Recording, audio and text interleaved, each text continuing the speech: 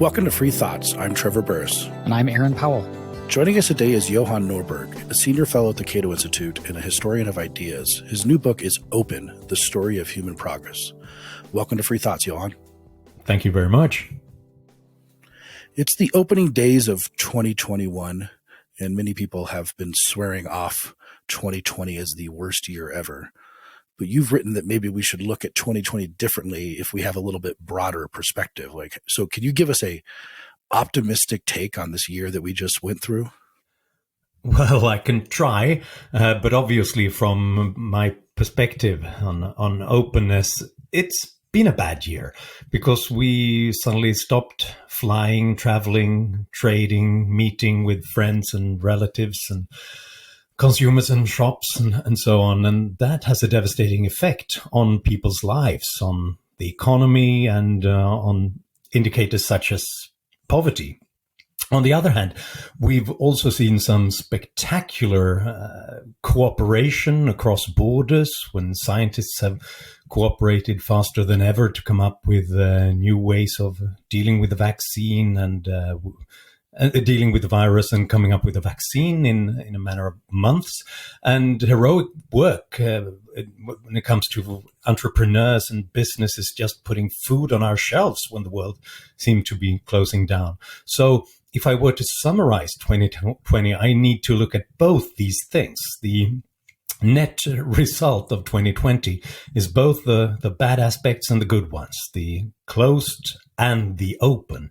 And then what I do is I turn to statistics and data to see what comes out on top. And obviously it's not been a good year, but how far back in time did we travel when it comes to indicators on human well-being, such as GDP per capita, extreme poverty, child mortality?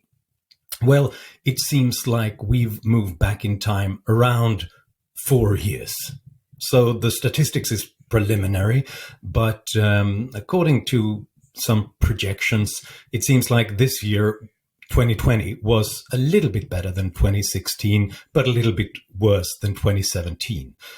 And only 3 years in human history have been better when it comes to indicators of human well-being like this. And those are the past 3 years, 2017, 18, and 19.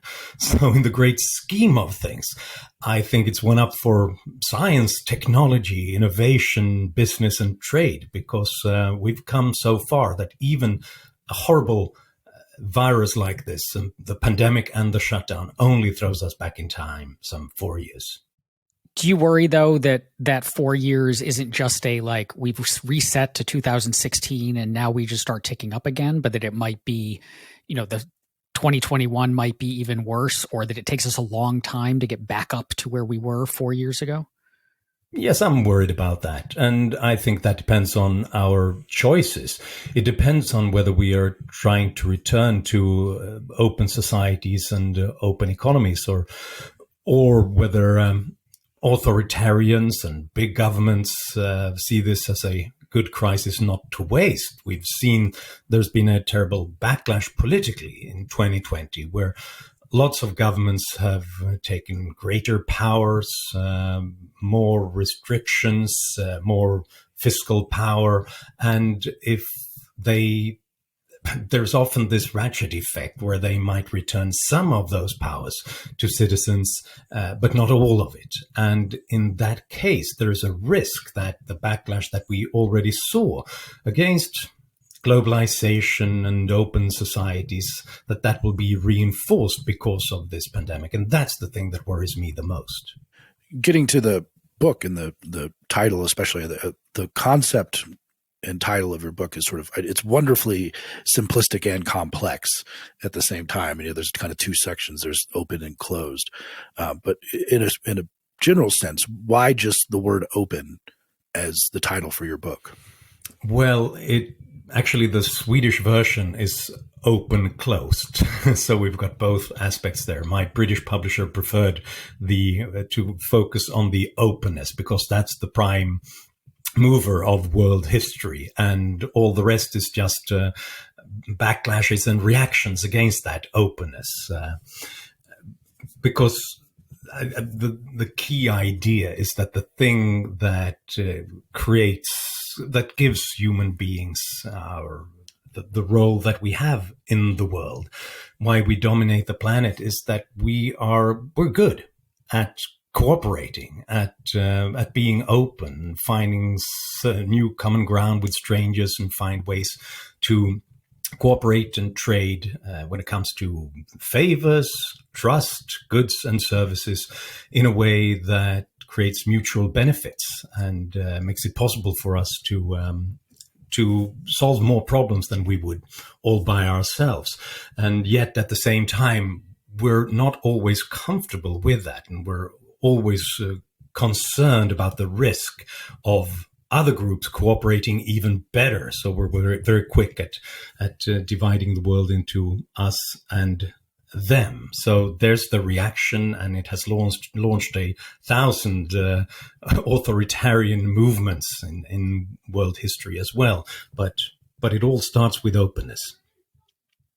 How, I guess, new is openness? Like if we look way, way back, were ancient peoples, earlier civilizations open in a way that we would understand it today? Well, yes and no. Perhaps not in the way that we would understand or appreciate today, but because we've had more warfare and less freedom historically than we have in this era. But I would say that Homo sapiens starts with openness. That's the thing that divides us, sets us apart from most of the rest of the animal kingdom. And we can see that when we look into a mirror and we realize that we have the whites of our eyes, which makes it possible for people to see where we turn our attention. Because suddenly the cornea is transparent to everybody else. That's not the case with our chimpanzee cousins or other mammals. They have brown in their eyes so as to hide it from others. At some point in our very early history, our ancestors got more out of broadcasting their attentions to others, whereas the chimpanzees, if they saw a potential prey, they wanted to hide it from others so that they wouldn't find it first. Well, for our human ancestors, if we saw a potential prey, it made sense for us to share that attention with others, cooperate with them, surround them, throw stones at them, and then we have a larger total sum of wealth to divide afterwards. So in a way, it's as old as mankind. And we can actually see archaeologists have found tools made of material that comes as far as 88 kilometers away, 300,000 years ago. Because we know that it's obsidian, it's volcanic glass, it can only come from a few particular sites. So when archaeologists find this, they say that we must have had long-distance trade networks as early as we had Homo sapiens, basically. It's a wonderfully powerful idea because it's almost that we can trade ideas differently than, say, chimpanzees can or dogs, and that essentially human progress comes from the ability to share ideas, communicate those ideas, and cooperate together. And if you kind of throw those three things into your mixing bowl and stir them together, you get unbelievable growth that is not possible just through pure biological evolution. And that's kind of the bottom line, it seems like. Quite right. Suddenly we have a cultural evolution instead. Rather than if we have a mutation in animals that makes it easier for them to hunt, it takes lots of generations before that becomes a dominant trait. Whereas for human beings, if someone in our group or a neighboring tribe stumbles upon a better way to hunt, it suddenly moves at the speed of light, basically. We see it and then we imitate it. And that means that even though we don't have many great natural traits compared to many other animals, we're not that fast, we can't fly, we're pretty bad at swimming, we're not that strong, no claws and so on, but we do have something else. We do have each other. So if someone stumbles upon a better idea, we can all share it. So we don't have to reinvent the wheel. It's enough with one person doing it. And that makes everything else possible. Is this view of the free exchange of ideas leading to progress, perhaps though maybe a bit Pollyannish? I mean, the 20th century was filled with horrific events that were in a sense the result of terrible ideologies, which are just ideas spreading around the world. Communism and fascism and so on led to, unimaginable suffering. So is it that openness is always good, or is it just that sometimes if the right ideas spread, it's good, but if the wrong ideas spread, it's bad? Well, obviously, yes. If we can share ideas, we can share awful ideas in an instant as well, by the speed of light as well. And that means that we're not just the nicest of species, we're also the nastiest of species in a way, because we can systematically adopt bad ideas and put them into malpractice on an industrial scale. So it's for good and ill. We can do more things than any other species. What I would say is that the reason why, or one of the reasons why we have these terribly destructive ideologies, is that I think that at the heart of it, they are reactions against openness. Because historically, and you're right, just focusing on cooperation and exchange and trade, that's a little bit Pollyannish. There's something else. We often did it within the tribe.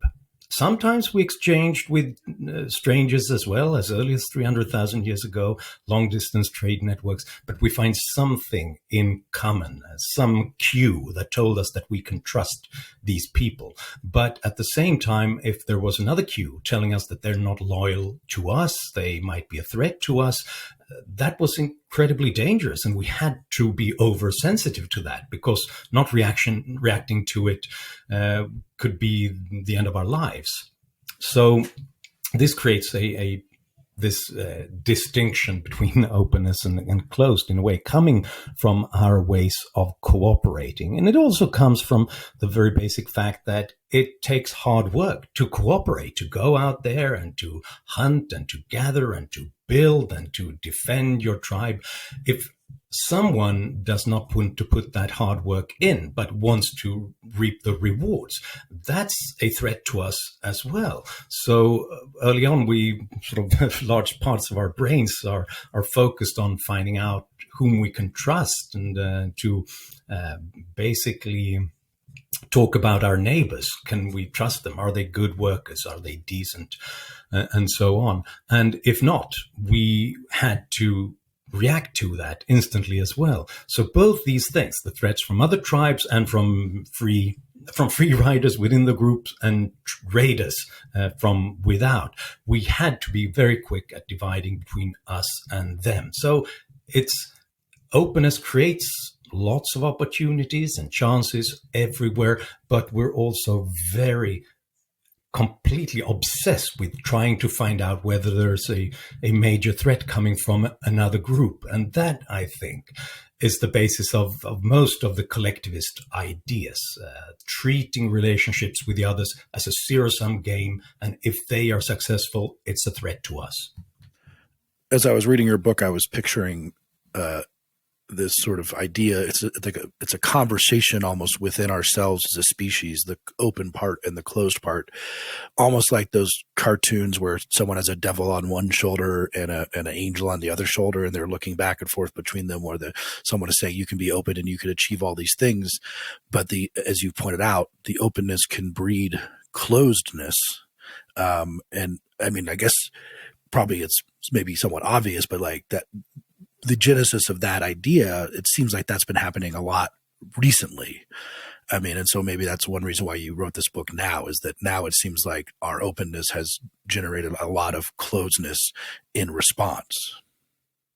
Yes, because I think that we are basically at some level very good at cooperating, at finding mutual ground with strangers and people from other countries. But at the same time, we're also uncomfortable with it. It doesn't take much to make us concerned. And since this plus some game in a major way, especially on a global scale, where we see in our own lifetimes economic growth that's so rapid and innovation, so that our lives improve simultaneously for different groups, for different countries. That's a very new phenomena, and it's wonderful that we've got that.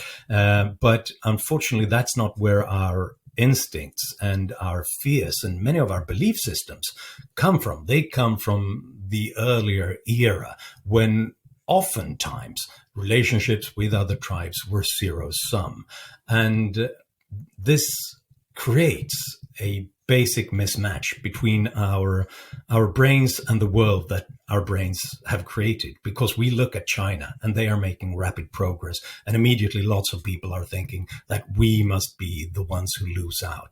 Or immigrants getting jobs here, we think they took our jobs, or the 1% are getting richer all the time. And we assume that it must come from our pockets in that case. And yes, right now we're living with that. We've suddenly seen the return of, on the left, a kind of redistributionist form of populism, and on the right, a nativist form of populism. And they both adhere to the same kind of reptilian brain zero-sum attitude.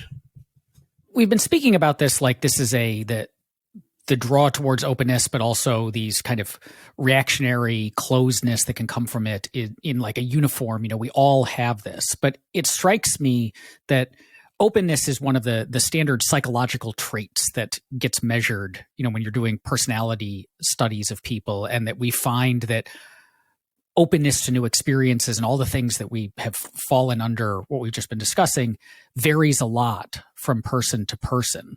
And so I'm curious how we deal with not a world where, you know, everyone kind of has the same baseline openness versus closeness, but where we have to essentially live together as people who, some of us may be incredibly prone to openness. You know, we're excited by it. It's what we want more of. And then other people who are going to be necessarily much more reactionary. Like, does this non-uniformity of openness complicate things going forward? Yes, it does complicate things in a way. Openness to experience is, as you say, it's a psychological trait, and there might be a genetic ground to much of it. It's related to things like intellectual curiosity, a preference for variety and new experiences generally. And if you are strong there, obviously you're going to be excited by an open world full of surprises. And if you're not, you'll not be as happy with it. And we might see the beginning of a certain change where people sort themselves out according to this. Urbanization and migration is obviously led by people who are open to new experiences, whereas it's easier to stay behind if you're not. And this complicates matters. In my book, I'm trying to avoid going too much into openness to experience as a psychological trait, because it's more about the openness of institutions, not of individuals.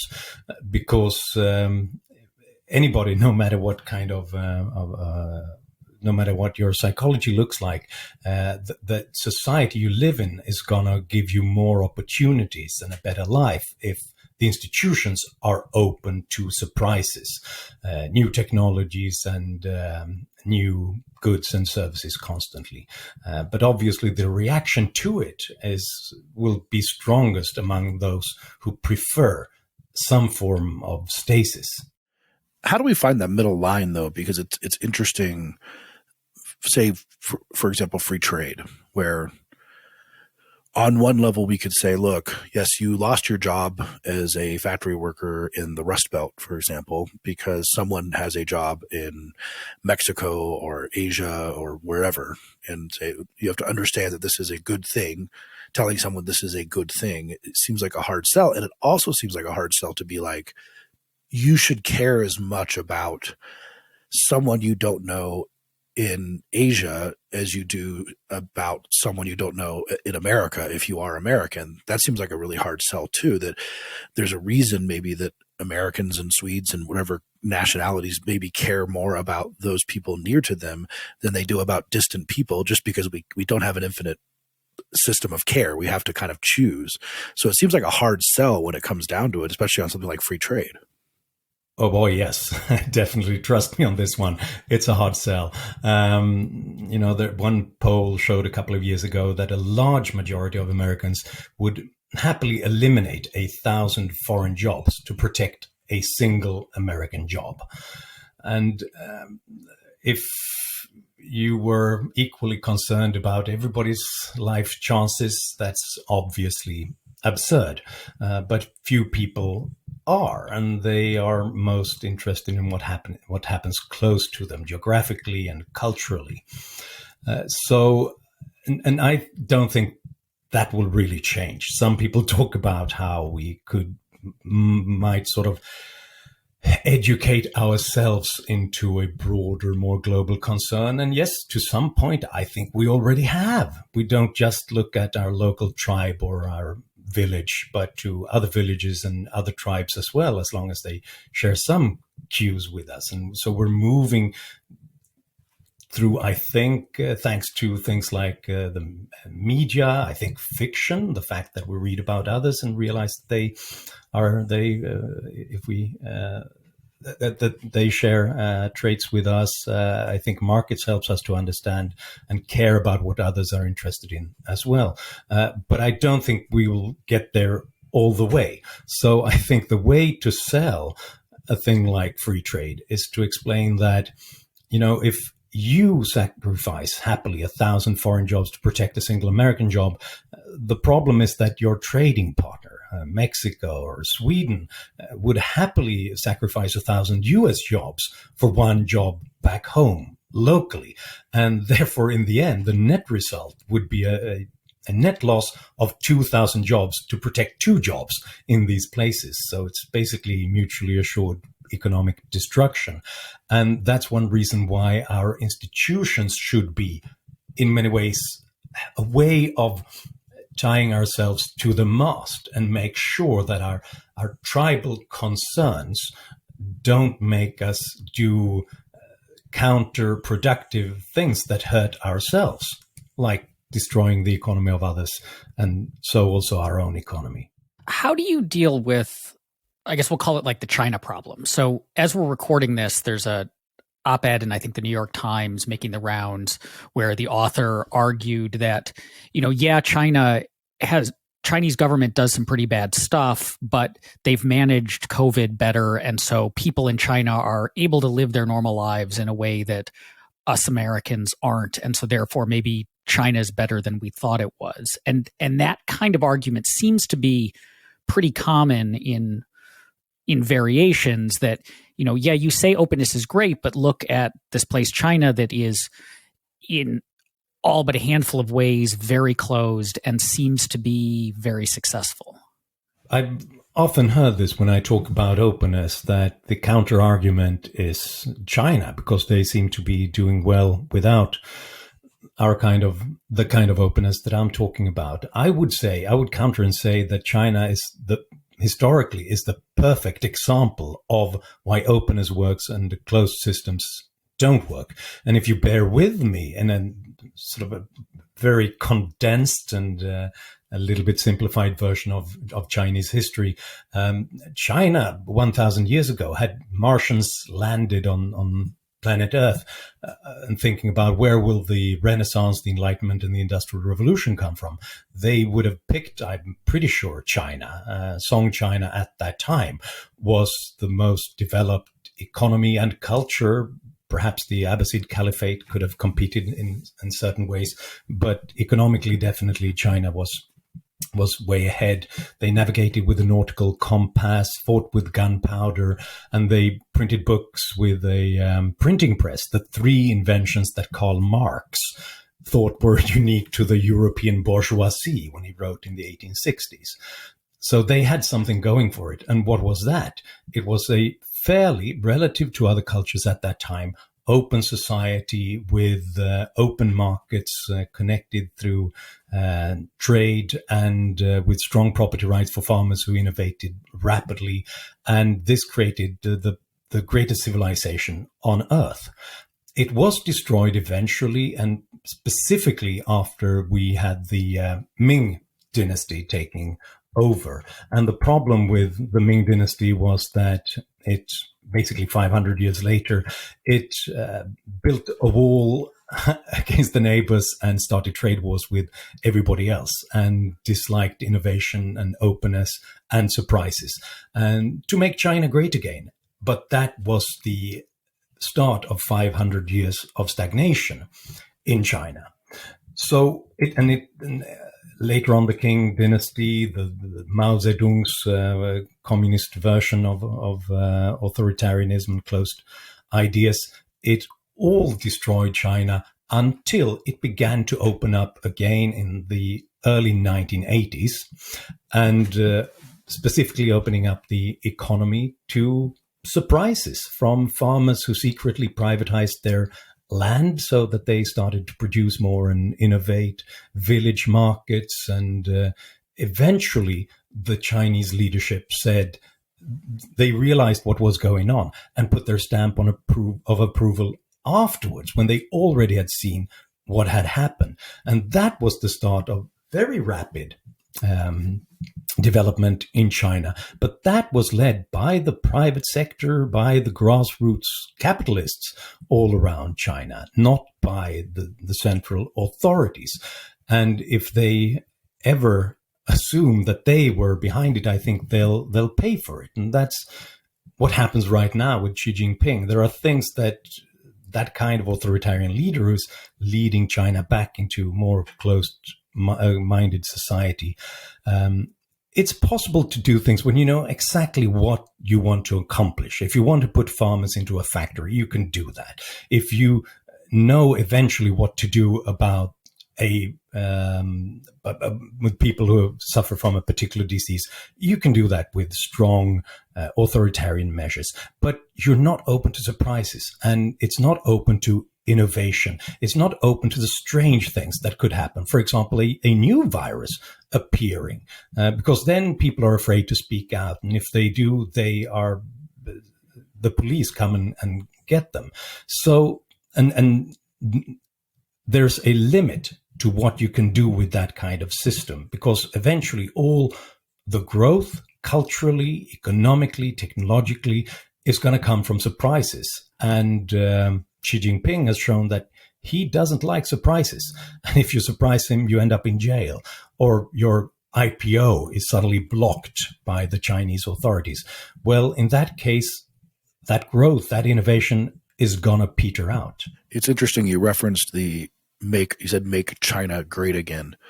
And that phrase, of course, we know where it comes from. But the interesting word in that phrase, whatever country you're talking about, is again, where you write interestingly about that kind of nostalgia that can lead to the kind of closed or authoritarian policies.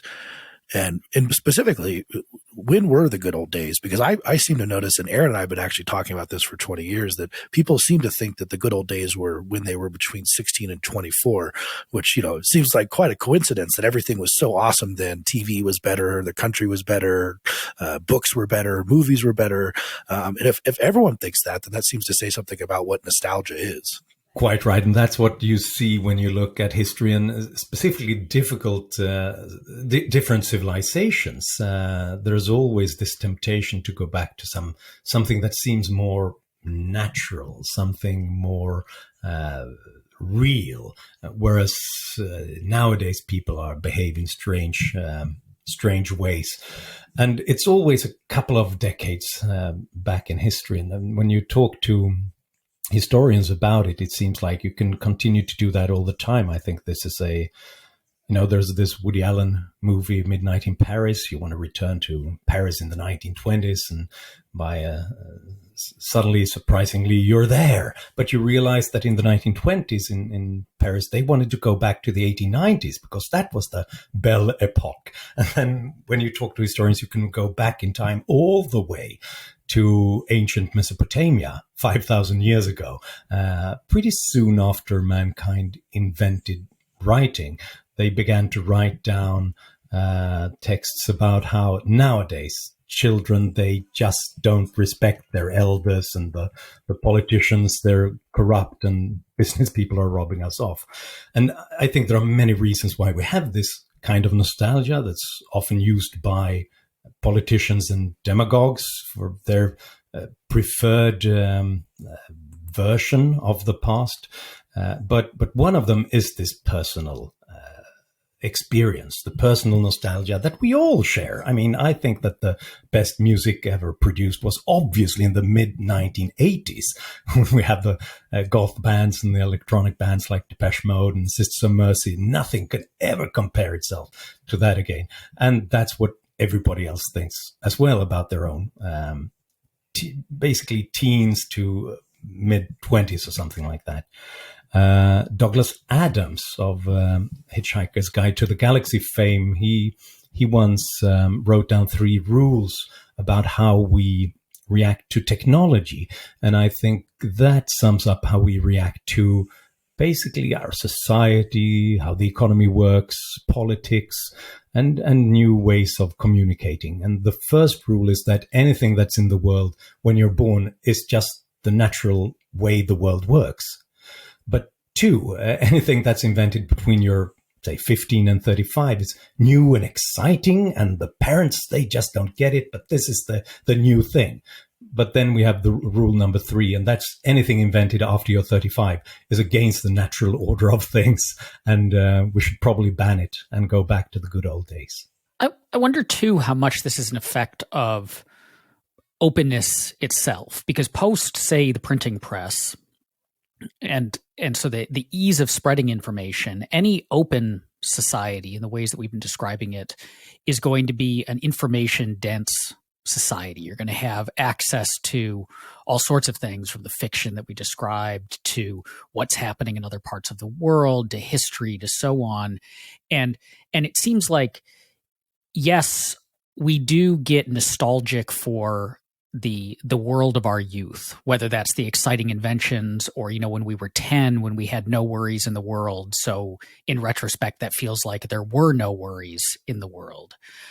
But at the same time, it seems like there's also a sense in which the more open we are, the more access we have to the way things are elsewhere or in the distant past, the more we can kind of latch on to that. So I'm thinking of, we go through periods of like revival nostalgia for, say, like right now it's the 80s with Stranger Things and related stuff. And I recently came across an article written by a probably person in their early 20s saying, yes, like the broadband internet that we have right now is really cool, but really the golden age was dial-up modems, which this person clearly was not old enough to have really used. It was dial-up modems because it was essentially the internet version of the slow food movement, right? Of like, we couldn't just like flit around, and we had to be more conscious and mindful about what we were consuming and so on. This is the worst hot take I've ever heard in my life. I mean, I miss the dial-up sound, but that's about it. But that's the worst idea. Like this idea that we can kind of, because we have so much information available to us, we can construct versions of the imagined past. This also shows up in like Catholic, kind of trad Catholic circles of, if we could only go back to the time when everyone lived under the power of Rome, that would be a better world, because they've constructed these kind of false rosy pictures. So is there that sort of a potential feedback loop where the more open we have, the more ability we have to construct imaginary closed worlds that we want to then kind of force upon others? I definitely think there's that. I can see how easy it is to construct a nostalgia by proxy, in a way, by just creating taking the best parts and dusting them off, and that dial-up modem sound, and then you can imagine that it was entirely better in so many ways. On the other hand, I think that perhaps this is a safe space where we can have nostalgia in a way.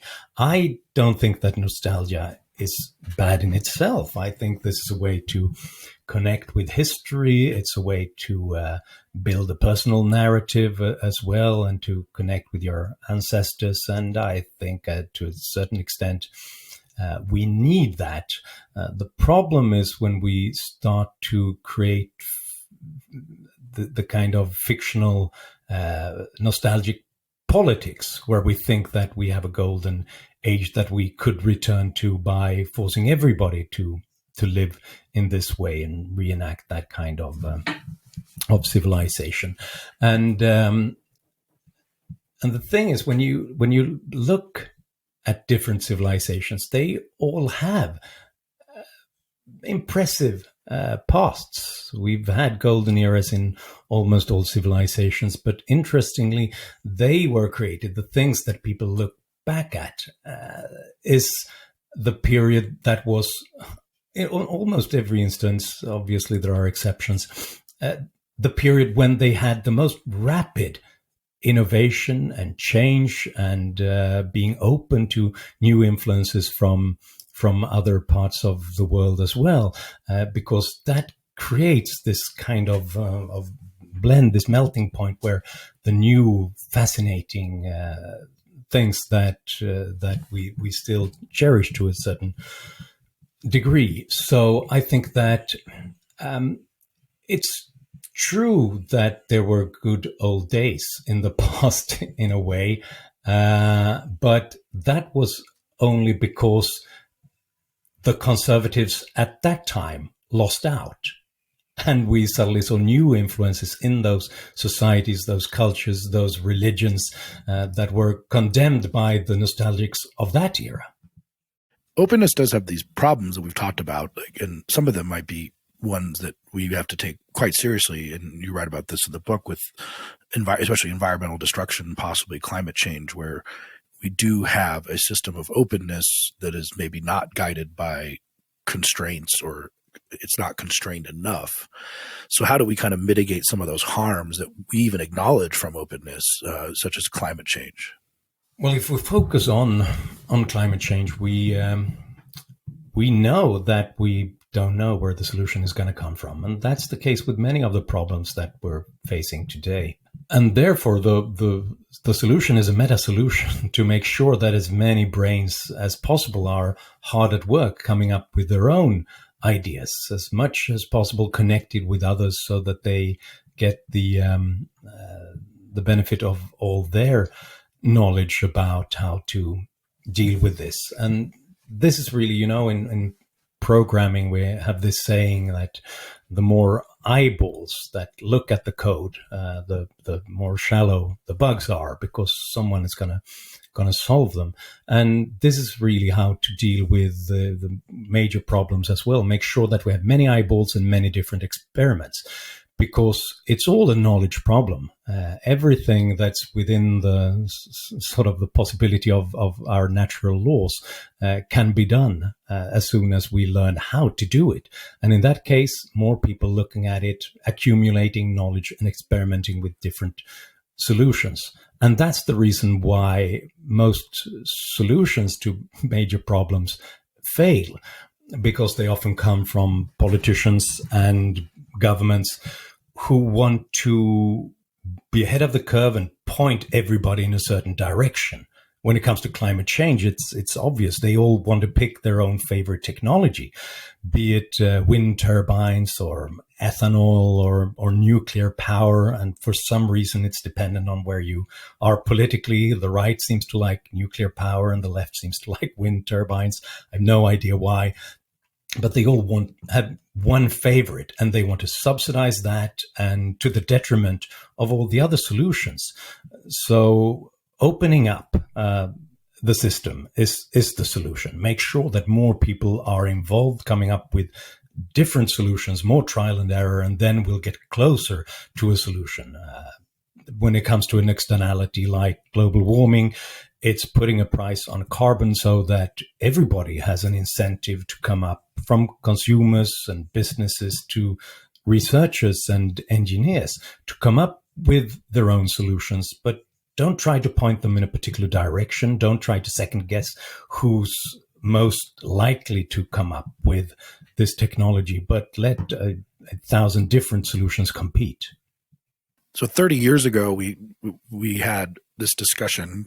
I think Fukuyama was the reason we had this discussion about the end of history and liberal democracy kind of being the final political technology, I guess, and that we would all be open liberal societies going forward.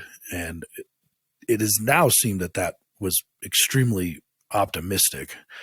And it also seems that we've created a system, and we've been discussing this, of openness that breeds closeness. And we see it kind of tearing apart possibly countries all over the world, especially in the urban versus rural divide that you see not just in the United States, but you see in places like Hungary and Poland, where that kind of openness seems to be mapping onto, or openness or lack of it, mapping onto the political spectrum. And there's been the revolt against the elites and the revolt against globalization. And there's a lot of people who do not want to seemingly live in an open society while the society is sort of careening toward that. So that leads me actually somewhat pessimistic. And I'm not sure if you're on the same boat about the kind of forces that we're experiencing now, of whether or not we can maintain this kind of open liberal society that we've had for quite a while now. Well, I might be a little bit more optimistic, but first let me just defend Francis Fukuyama. And I don't know if he agrees with this defense, but I think that people simplified his headline basically about the end of history, and first simplified it and then exaggerated it. And well, we didn't run out of events. Things kept happening and people reacted against free market democracies. So apparently history is still on. I don't think that's what Fukuyama talked about. His point was that it won't be possible to build another kind of system of institutions than free market democracies to create more wealth and more dignity for people. You can come up with different systems, but they won't be able to deliver as much to as many people as open societies and free markets. But just because we can't move forward to another system doesn't mean that we can't go backwards. And I think Fukuyama pointed that out as well, that it's possible to drag the world back into history, back into authoritarianism, wars and revolution and so on.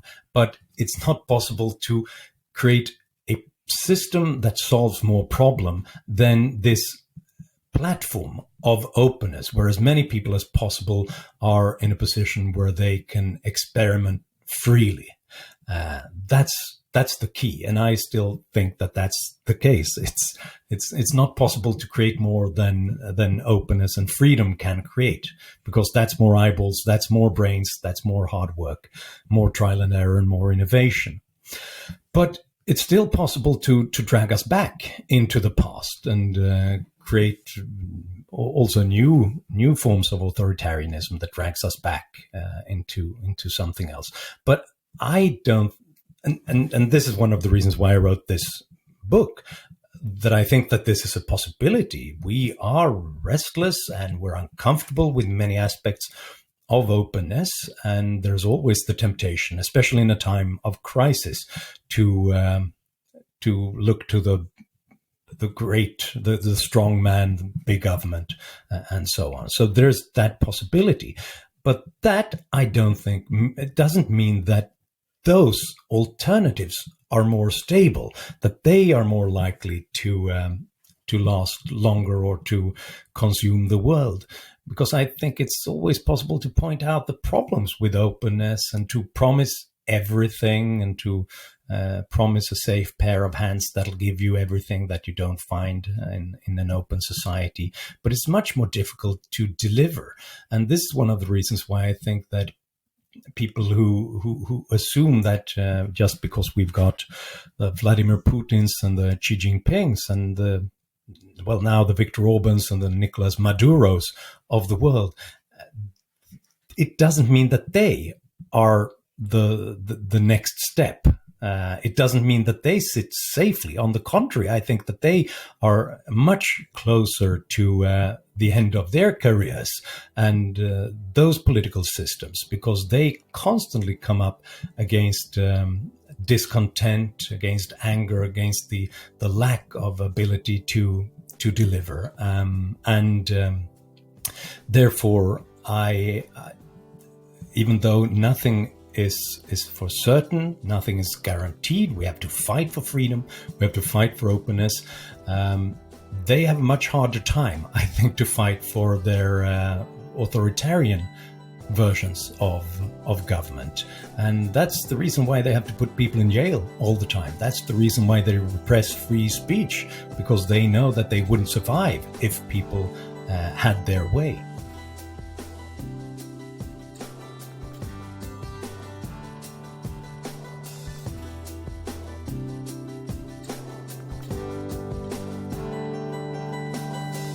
Thank you for listening. If you enjoy Free Thoughts, make sure to rate and review us in Apple Podcasts or in your favorite podcast app. Free Thoughts is produced by Landry Ayers. If you'd like to learn more about libertarianism, visit us on the web at www.libertarianism.org.